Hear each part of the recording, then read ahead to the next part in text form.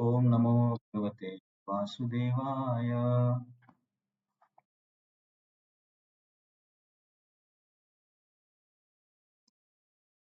ओम नमो भगवते वासुदेवाय.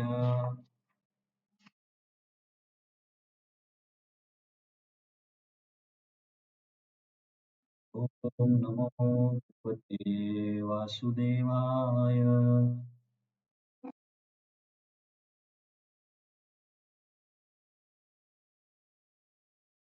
तर हा भगवद्गीतेचा 7वा अध्याय आहे.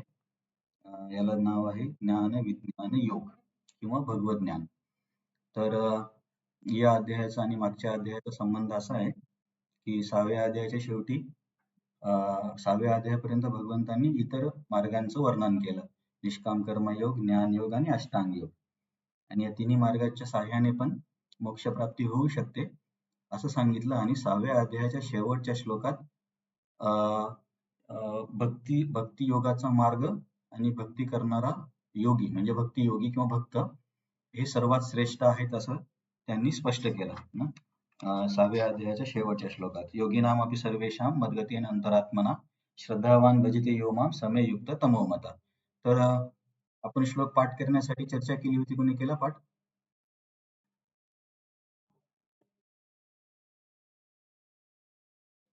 हं? नाही केला? ठीक आहे, चालेल. मी तुम्हाला जास्त पुश करणार नाही, पण नंतर खूप जास्त आपला अभ्यास संपत गेल्यावरती मग सगळे एकत्र पाठ करायला कठीण जाईल. पण ठीक आहे, तुम्ही तुमच्या सोयीनुसार बघा. तर तो श्लोक सिद्धांतासाठी खूप महत्वाचा आहे. तर या अध्यायामध्ये इथून पुढे भगवंत भक्तियोगाचं वर्णन करण्याला सुरुवात करत आहेत. अध्याय 7 ते 12 भक्तियोगाचे आहे. तर या अध्यायामध्ये एकूण 30 श्लोक आहेत. त्याला आपण 6 विभागामध्ये अभ्यास करणार आहोत. तर पहिल्या 3 श्लोकात श्रवणाचं महत्व किंवा भगवंतांबद्दल ज्ञान मिळवण्याची पद्धती असं आपण म्हणू शकतो. तर पहिल्या श्लोकात कृष्ण काय म्हणतात? अर्जुन श्री भगवान वाच म्हणजे कृष्ण बोलले, मय्यासक्त मना पार्थ, की अर्जुन तुझं मन माझ्यावरती आसक्त कर किंवा माझ्यावरती ठेव. योगम युंजन मदाश्रय, माझ्यावरती आश्रित हो आणि माझ्याशी संबंध प्रस्थापित कर. असंशयम समग्रम माम, आणि मी तुला सर्व काही सांगेल, त्यामध्ये काही शंका नाहीये. यथा ज्ञास्यसि तच्छृणु, आणि मी तुला काय काय सांगणार आहे ते तू लक्ष देऊन ऐक. मग इथे काय सांगतात की आता काय काय बोलणार आहे. ज्ञानम तेहम सविज्ञानम, म्हणजे मी ज्ञान आणि विज्ञान दोन्ही सांगणार आहे. तर आपण चर्चा केली होती की ज्ञान म्हणजे भगवंतांचं ऐश्वर्य म्हणू शकतो. पंचमहा किंवा प्रकृती हे ज्ञान मध्ये येतं. आणि विज्ञान म्हणजे भगवंतांच्या मधुर लीला, की भक्तासोबतचा त्यांचा संबंध, असं आपण तुम्हाला म्हणू शकतो. तर मी अर्जुन तुला हे दोन्ही सांगणार आहे. यद ज्ञात्वा नेह भूयोन्य, आणि हे ऐकल्यावरती म्हणजे जगामध्ये माहिती करण्यासारखं काहीच शिल्लक राहत नाही. यद ज्ञात्वा नेह भूयोन्य ज्ञातवम अवशिष्यते, याच्या पलीकडे आणखीन काही जाणण्यासारखं नाहीये. मग परंतु हे सगळ्याच लोकांना ही माहिती आहे का? तर तिसऱ्या श्लोकात कृष्ण सांगतात नाही. हे जाणणारे लोक खूपच कमी आहेत. मनुष्यानां सहस्रेषु कश्चित् यतती सिद्धये. अनंत जीवापैकी खूप कमी मनुष्य आहेत. मनुष्यापैकी खूपच कमी लोकांना अध्यात्मात रुची आहे. आणि अध्यात्मात रुची असणाऱ्या लोकांपैकी पण सिद्धीपर्यंत पोहोचणारे खूपच कमी लोक आहेत. आणि सिद्धी प्राप्त करणाऱ्या लोकांमध्ये पण मला जाणणारे लोक अत्यंत कमी आहेत. यततामपि सिद्धानां कश्चिन् मां वेत्ति तत्त्वतः. तर खूपच कमी लोकांना माझ्याबद्दल ज्ञान आहे असं कृष्ण सांगतात. तर मग आता इथून 4थ्या श्लोकापासून भगवंत ज्ञान सांगायला सुरुवात करतात.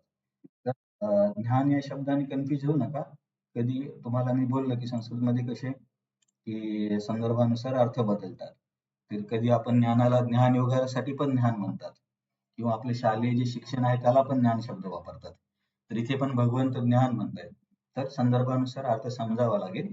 इथे ज्ञानचा अर्थ आहे की भगवंतांचं ऐश्वर्य किंवा त्यांच्या शक्तीबद्दलची माहिती, सोप्या शब्दात असं म्हणू शकतो. तर भगवंतांचं जे ऐश्वर्य आहे, तर त्या ऐश्वर्यामध्ये विविध प्रकारच्या शक्ती आहेत.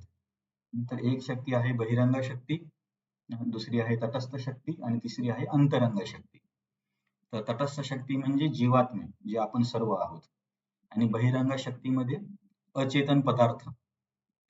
तर या श्लोकापासून कृष्ण पहिल्यांदा या बहिरंग शक्तीचं वर्णन करतात, जे की अचेतन शक्ती आहे. आणि त्याच्यामध्ये आपले पंचमहाभूत वगैरे येतात. तर चौथ्या श्लोकामध्ये याच बहिरंग शक्तीचं वर्णन आहे.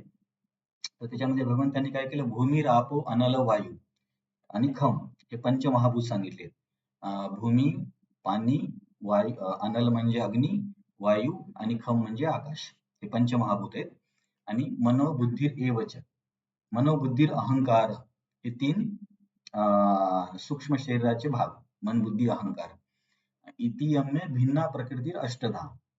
आणि तुम्हाला जर आठवत असेल, आपण मागच्या वेळी चर्चा केली होती की यालाच जर विस्तारित केलं तर एकूण टोटल 24 तत्व होतात. हम्म. कोणाला आठवतं 24 कुठले आहेत, सांगता येईल कोणाला? म्हणजे मेमरीतून नाही सांगितलं तरी चालेल, पण तुमच्या नोट्स मधून तरी सांगितलं तरी खूप आहे. एक मिनिट, कोणी हँड रेस केला संगीतामध्ये, तुम्हाला तर माहित असेलच.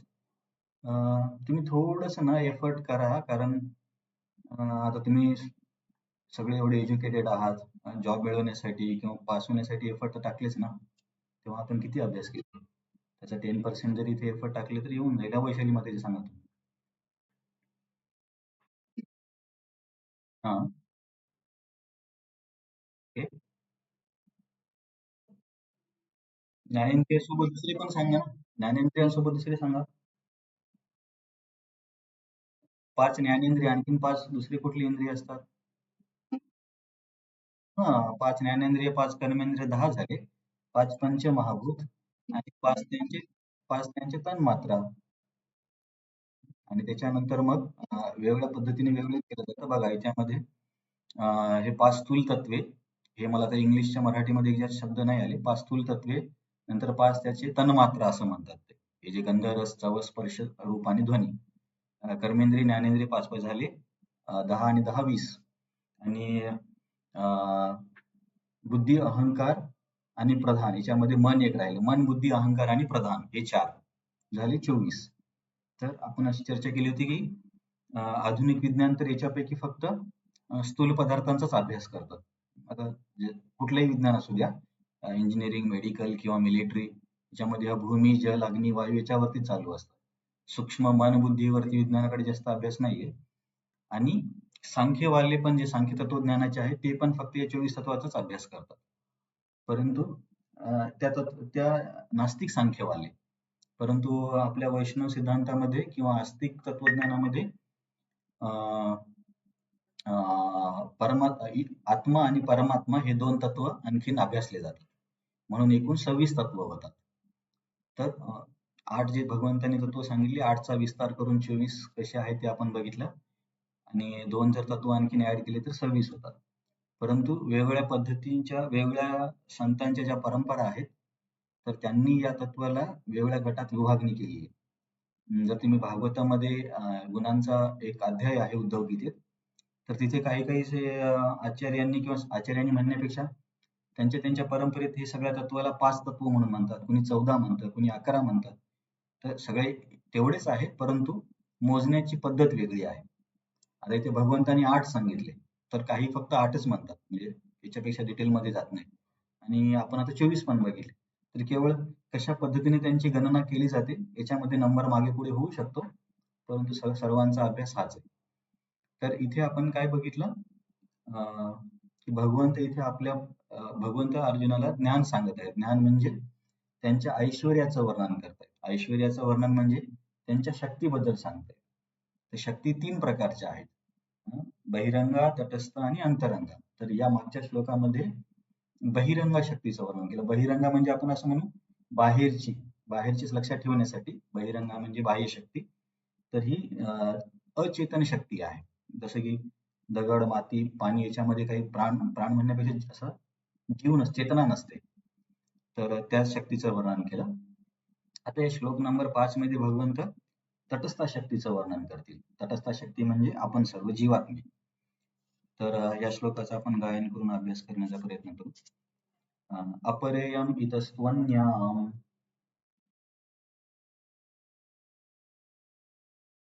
अपरेयम इतस्तु अन्या, अपरेयम इतस्त्वन्याम्,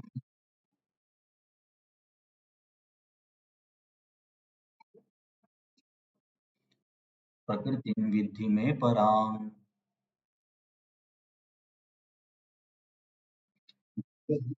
जीवभूतां महाबाहो ययेदं धार्यते जगत्।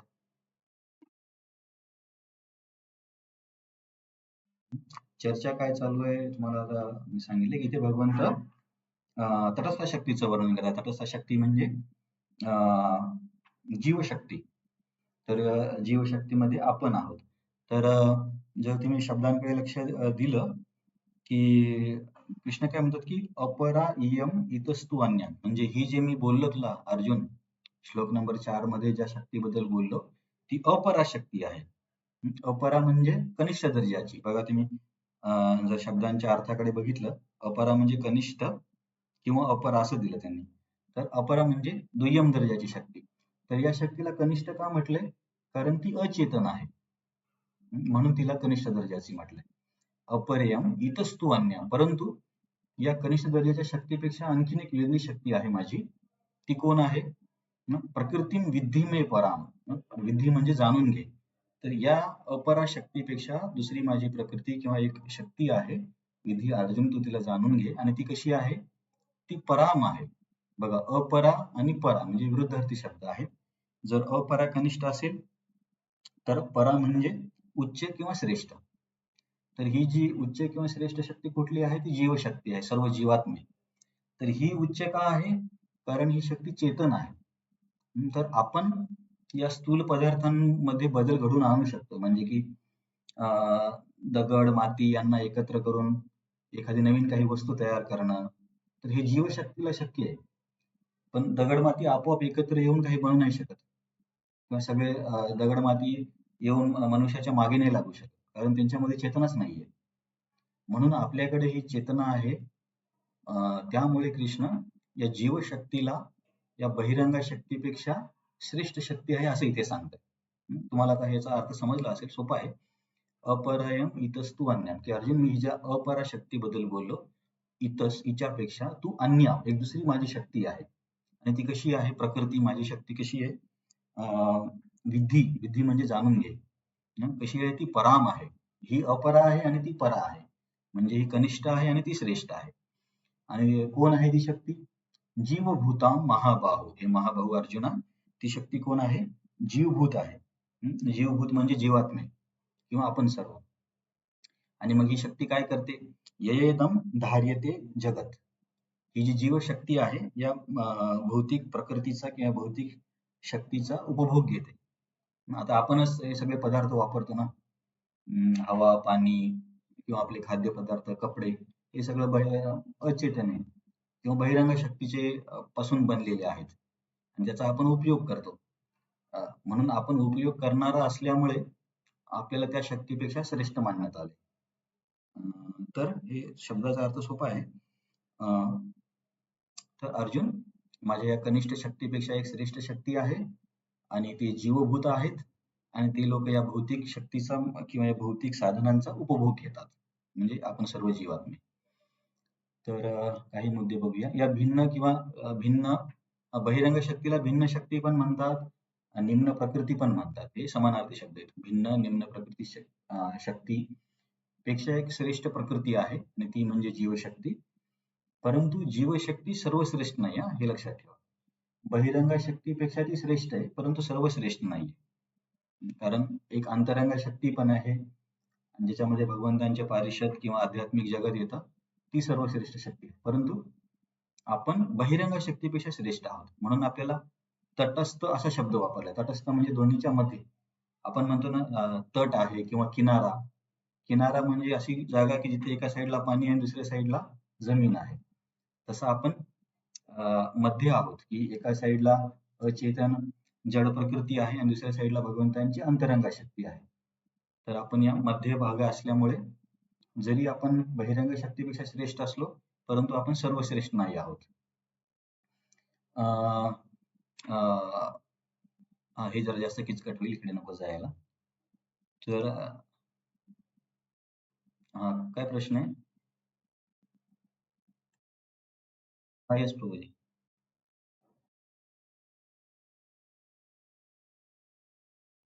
दुर्गादेवी बहिरंग शक्ती नाही, ती बहिरंग शक्तीची स्वामी आहे. आता समजा एक मंत्री आहे, तो रस्ते मंत्री आहे, परंतु तो मंत्री रस्ता नाही होत ना. कळलं ना? आता समजा रस्ते मंत्री म्हणजे त्या रस्ते बांधण्यामध्ये जे काही रोड रोलर, कॉन्क्रीट, डांबर हे सगळं त्याच्या त्याच्या नियंत्रणाने कार्य करतं. पण तो नाही रस्ता होत. जसे दुर्गादेवीच्या नियंत्रणाखाली या सगळ्या गोष्टी आहेत. पण दुर्गादेवी हे पदार्थ नाही. स्वामिनी आहे ती, स्वामिनी, मालक. ठीक आहे ना? हा, तर आता आपण समोर जाऊया. तर हे बघा, अंतरंग शक्ती सर्वश्रेष्ठ, नंतर तटस्थ आणि नंतर बहिरंग. जीवशक्ती श्रेष्ठ आहे आणि कनिष्ठ बहिरंग शक्तीचा उपभोग करते. तर हे आपल्याला माहिती आहे, कारण आपण हे सगळे अचेतन पदार्थ वापरतो. जीवशक्ती श्रेष्ठ आहे कारण चेतन आहे आणि बहिरंग शक्ती कनिष्ठ आहे कारण ती अचेतन आहे. अचेतन जड जगत जीवशक्तीशिवाय कार्यरत नाही होऊ शकत. तर हे महत्वाचा मुद्दा आहे. की काही लोकांचं असं म्हणणं आहे, की असं मला वाटते कदाचित बुद्धिस्ट तत्वज्ञानामध्ये आहे, की ते लोक म्हणतात की किंवा काही आधुनिक वैज्ञानिक पण म्हणतात, की हे जड पदार्थ एकत्र आले आणि त्यांच्यामध्ये क्रिया प्रक्रिया होऊन कालांतराने त्यांच्यामध्ये चेतना निर्माण झाली. परंतु तात्पर्यामध्ये जर तुम्ही वाचाल किंवा आपल्या सगळ्या वैदिक ग्रंथामध्ये या सिद्धांताला मान्यता नाही, की काहीही जरी झालं तरी कधीच जड पदार्थ चेतना विकसित नाही करू शकत. तर ते लोक काय उदाहरण देतात, की समजा म्हणजे आता मला पण हे पूर्ण उदाहरण आठवत नाही, की आपण एक पान घेतलं, म्हणजे पान खातात ना लोकं, पान घेतलं आणि त्याच्यामध्ये वेगवेगळे पदार्थ टाकले, तर ते पान चावल्यावरती तोंडाला लाल रंग येतो, जो की आधी दिसत नाही. तर हे लोक म्हणतात, की असंच हे सगळे घटक एकत्र येऊन चेतना निर्माण होते. परंतु याला अ, वेदांमध्ये मान्यता नाहीये. तर कधीच हे जड पदार्थ एकत्र येऊन चेतना निर्माण करू नाही शकत. तर हे प्रभुपाद तात्पर्यामध्ये हे मुद्दा स्पष्ट करतात. अचेतन जड जगत जीवशक्तीशिवाय कार्यरत नाही होऊ शकत. कारण त्यांच्याकडे चेतना असते. परंतु शक्तिमान हा नेहमी शक्तीचा नियंत्रक असतो. तेव्हा भगवंत हे सर्व प्रकारच्या शक्तीचे नियंत्रक आहे.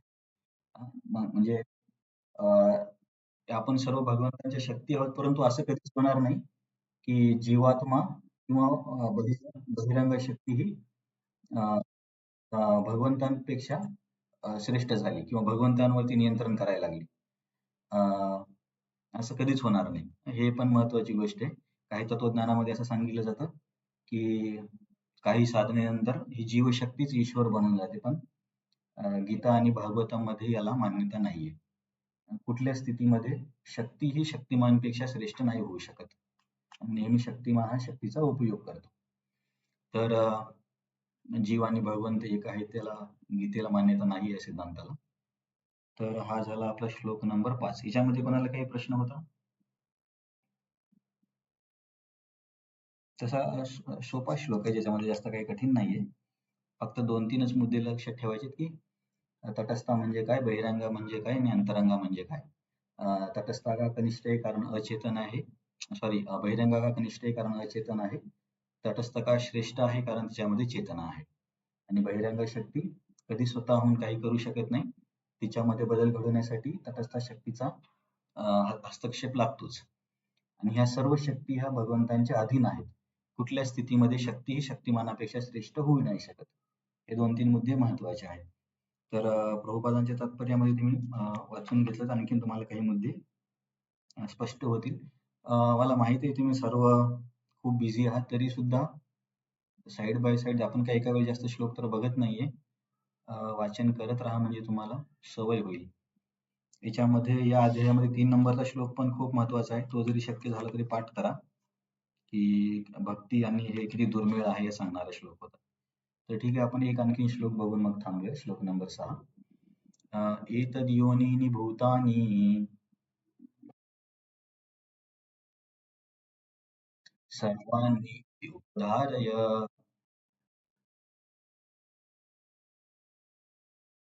अहं कृष्णस्य जगतः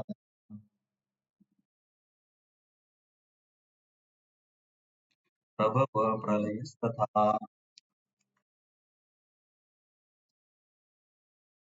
तर इथे भगवंत काय सांगतात, अर्जुन ह्या 2 प्रकारच्या शक्ती आहेत.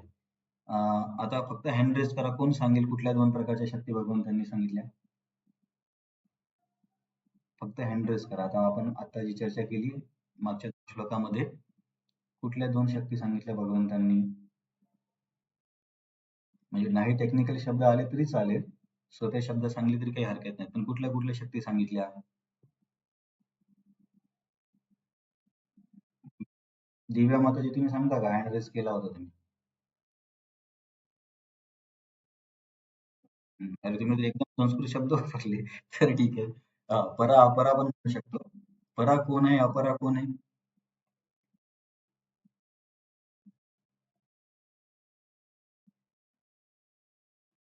ते कोण सांगतील परा कोण आहे? अपरा कोण आहे?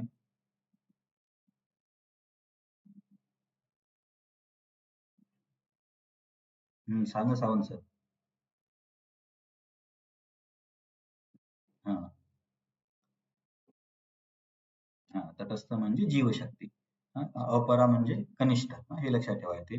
कारण नाहीतर मग पुढे काही समजणार नाही. तर इथे या श्लोकात कृष्ण काय म्हणतात? अर्जुन, एतद योनिनी भूतानी. या एतत म्हणजे या दोन्ही शक्तीने म्हणजे तटस्थ शक्ती आणि बहिरंग शक्ती. या दोघांनी एकत्र येऊन काय होतं? एतद योनिनी भूतानी. सगळ्या गोष्टींची योनी आहे म्हणजे उगमस्थान आहे. कोण आहे उगमस्थान? तटस्थ शक्ती आणि बहिरंग शक्ती हेच एकत्र येऊन सगळ्या काही गोष्टी निर्माण करतात. तर आता या जगामध्ये सगळ्या गोष्टी बघा या दोन शक्तीनेच बनलेल्या आहेत. एक तर अचेतन पदार्थ तर सरळ सरळ तटस्थ शक्ती बहिरंग शक्तीचेच आहेत. परंतु आपण जे आहोत, आपलं शरीर आणि आत्मा, आत्मा ही तटस्थ शक्ती आहे आणि शरीर हे बहिरंग शक्तीच आहे. हे दोन्ही एकत्र येऊन शरीर निर्माण झालं. तर कृष्ण इथे काय म्हणतात की एतद योनिनी भूतानी. अर्जुन, सगळ्या भूतानी म्हणजे सगळ्या सृष्ट पदार्थांची निर्मिती या दोन शक्ती एकत्र आल्यामुळे होत.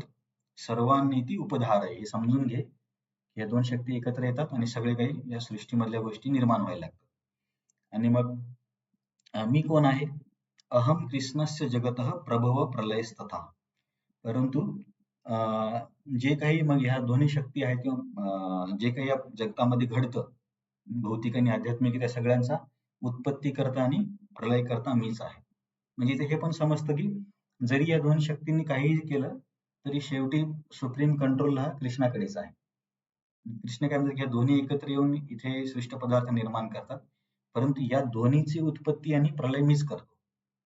तर पण आपल्याला असं वाटेल की अरे आत्म्याचा तर कधी नाश होत नाही. मग आत्म्याचा प्रलय कसा काय होईल?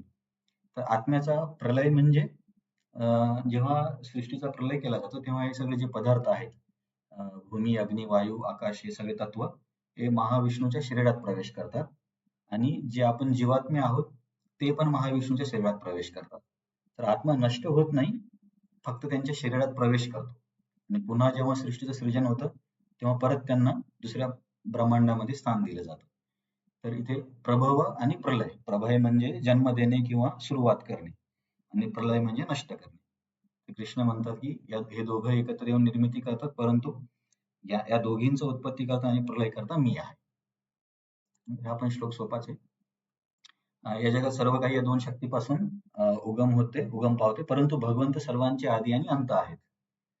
कारण समजा एखादं ब्रह्मांड तयार नाही झालं, तर ब्रह्मांड तयार होण्याच्या आधी पण भगवंत आहेत. असं नाही की ब्रह्मांड नाही म्हणून भगवंत नाही.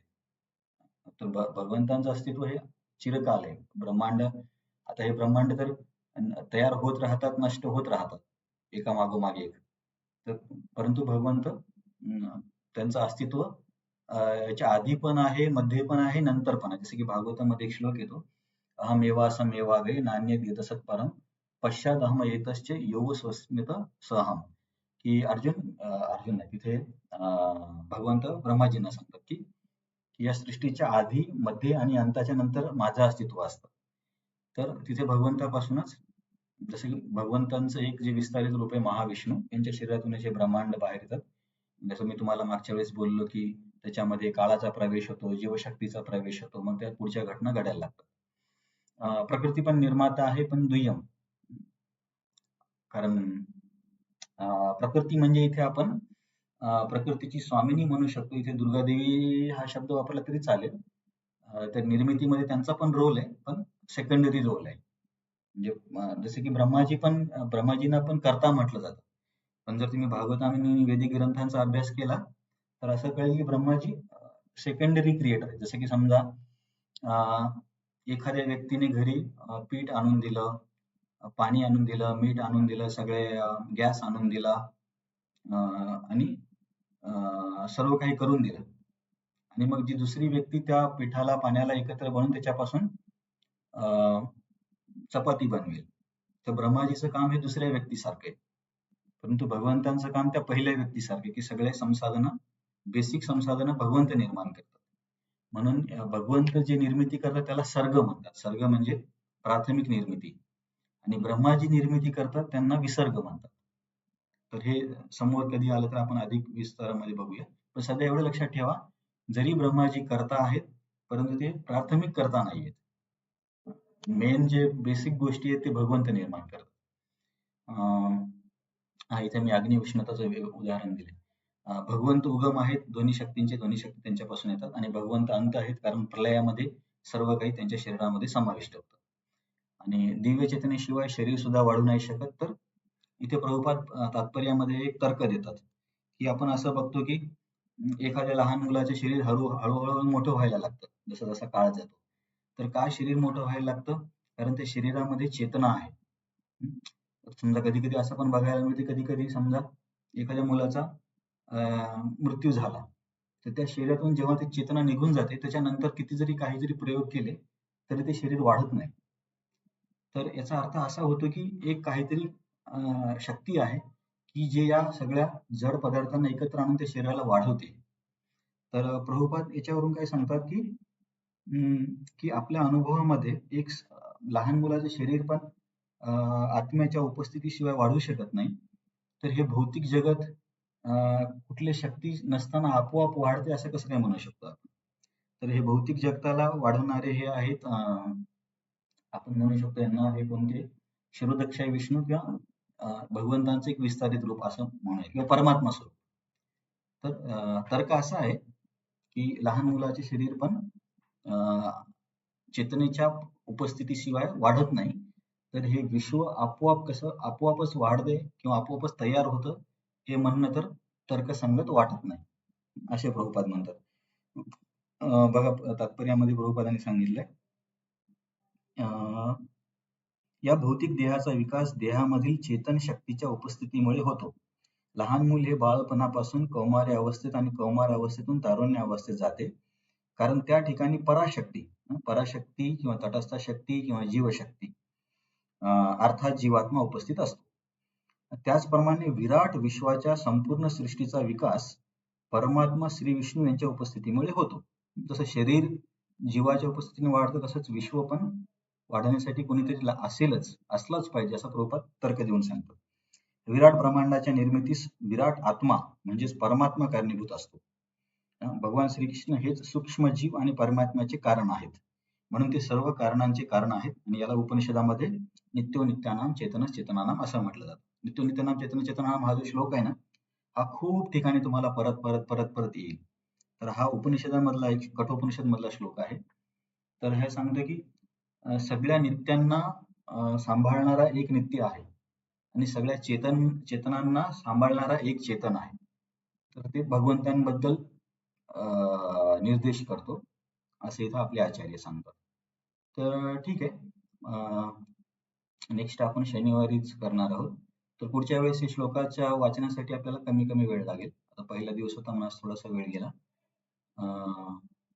तर आता नेक्स्ट आपण बुधवारी श्लोकाचं रिसर्च. याच्याने तुम्हाला श्लोकामध्ये पण जर काही प्रॉब्लेम असतील, काही चेंज करायचे तर मला सांगा. मी तुम्हाला ऑडिओ तर पाठवतोच आहे. तर इथे आपण थांबूया.